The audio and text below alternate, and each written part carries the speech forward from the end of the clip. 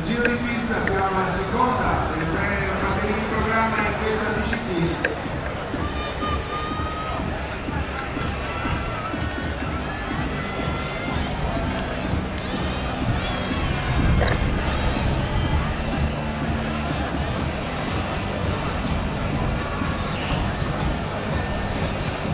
Si presentano con non troppo margine di vantaggio in questa fase finale, comunque battaglia riesce nel rettilineo conclusivo a prendersi un po' di margine di vantaggio sulle altre compagne di avventura in questo giro. 57.02 per il secondo posto